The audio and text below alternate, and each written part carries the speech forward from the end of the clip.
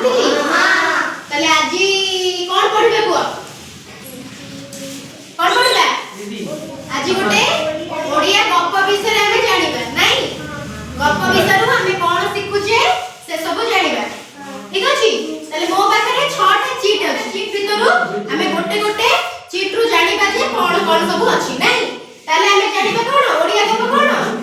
କଲୁରୀ ବେଣ୍ଟ କଥା।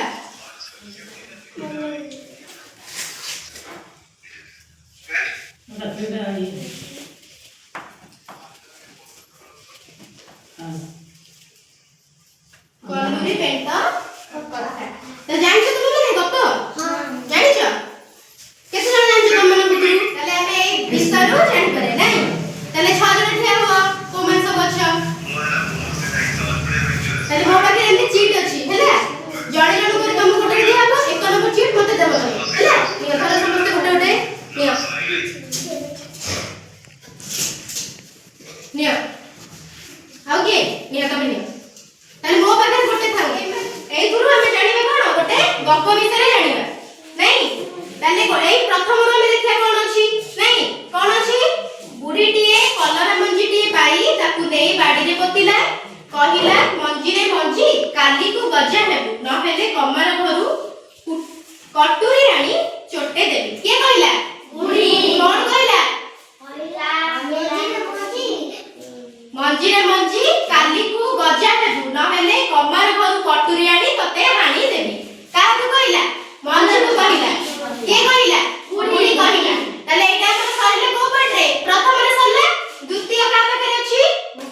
ଦିଅ। ତାହେଲେ ଦ୍ୱିତୀୟରେ କଣ ଅଛି ପଢିବା? ପରଦିନ କଲରା ମଞ୍ଜିଟି ଗଜା ହୋଇଗଲା। ବୁଢ଼ୀ କହିଲା କାଲିକୁ ଯଦି ଗଛ ହୋଇ ଫଳ ନ ଫଳିବୁ, କମାର ଘରୁ ଦା ଆଣି କାଟି ଫିଙ୍ଗି ଦେବି। କିଏ କହିଲା? ପରଦିନ ପୁଣି ବୁଢ଼ୀ କାହାକୁ କହିଲା? କଲରା ମଞ୍ଜିକୁ। କଣ କହିଲା? ଯଦି ଗଛ ହୋଇ ଫଳ ନ ଫଳିବୁ, କମାର ଘରୁ ଦା ଆଣି କାଟି ଫିଙ୍ଗି ଦେବି। ହେଲା? ବୁଢ଼ୀ କହିଲା ସେକେଣ୍ଡ ପାର୍ଟରେ କହିଲା। ତାପରେ ଆମେ ଥାର୍ଡ ପାର୍ଟ ପଢିବା। ଥାର୍ଡ ପାର୍ଟ କାହା ପାଖରେ ଅଛି?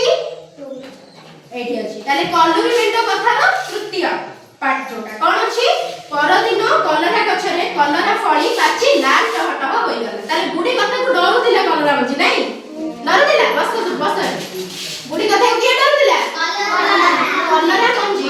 ଡରିକି ପରଦିନ କଣ ହେଇଗଲା? ପାଚିକି ଲାଲ ଟହଟହ ହୋଇଗଲା। କାଉଟି ଆସି କହିଲା ମାଉସୀ କଲରାଟିଏ ଦେ ଖାଇବି। କିଏ କହିଲା? କାହାକୁ କହିଲା? ବୁଢ଼ୀକି। କଣ କହିଲା? ଖାଇବି। ବୁଢ଼ୀ କହିଲା କଣ କହିଲା ବୁଢ଼ୀ? ଯା କୂଅ ପାଣିରେ ମୁହଁ ଧୋଇ ଆସିବୁ। କିଏ କହିଲା? ବୁଢ଼ୀ। ବୁଢ଼ୀ କହିଲା କୂଅ ପାଣିରେ ମୁହଁ ଧୋଇକି ଆସିଲେ ତତେ ମୁଁ କଲରାଟିଏ ଦେବି କଣ କରିବା ପାଇଁ? ଖାଇବା ପାଇଁ। ତାହେଲେ ଏଟା ଆମର ଗଲା ତୃତୀୟ ପାର୍ଟରେ। ଚତୁର୍ଥ ପାର୍ଟ କାହା ପାଖରେ ଅଛି? ଆଚ୍ଛା ଚତୁର୍ଥରେ କଣ କହିଲା ତାହେଲେ ଦେଖିବା ନାଇଁ? କାଉ କୂଅ ପାଖକୁ ଆସିକି କହିଲା, କୂଅ ପାଖକୁ ଯାଇକି କହିଲା। କିଏ କହିଲା?